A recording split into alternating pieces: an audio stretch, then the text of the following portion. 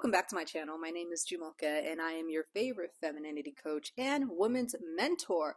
Welcome back, welcome back, welcome back. Today I want to talk to you about why the girlies need Christian hypergamy. So perhaps you're new to the femininity space, or you're now being inundated with all this femininity content, and in the shadows of femininity is hypergamy. Okay. And I talked about this in my Christian Hypergamy 101 webinar that, I have a burden for this area because hypergamy is really something that is biblically backed, but we are now being exposed to the world of hypergamy through the lens of sugar babies and witches. So it has a more worldly connotation. However, when we look in Titus 2, and Paul was encouraging the older women he was encouraging the older women to encourage the younger women to be homemakers. And it's crazy that now we are having these conversations of hypergamy, but as a Christian woman, I have to do my due diligence and step into the space too. The issue with hypergamy, and not necessarily hypergamy, but like this whole homemaking space, because women don't realize if you are a stay-at-home wife, okay, if you're a homemaker, if you're on a farm with little house on a prairie, and you have your cows and your chickens, you are hypergamous. Okay, hypergamy means to marry in a social class higher than yours, or at your level or higher. No, I think it's higher.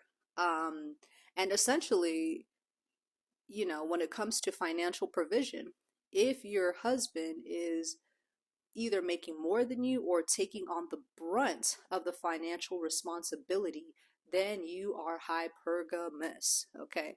And in this context of which I am talking about and pushing women to is, especially for Black women, being a stay-at-home wife, being a homemaker, what the Bible actually encourages you to do is for you. It's not just for white women. I have such a burden because, I love my white and, less melanated sisters in Christ, and I love that for them. However, this imagery does not seem really accessible for Black for my Black Christian sisters. We have been taught to, all my life I had to fight. We've been taught to struggle. We've been taught to do 50-50. We've been taught to essentially do everything, financially provide and keep the home, and basically be perfect, and we do not have any rest. There is wisdom in what the Bible encourages for young women. So that is really my heart in the matter. I just really want you to understand that there's a difference between worldly hypergamy and Christian hypergamy. When we're talking about Christian hypergamy, we're not talking about sugar babying. We're not talking about concubinage, fast money, using men for money, sex work.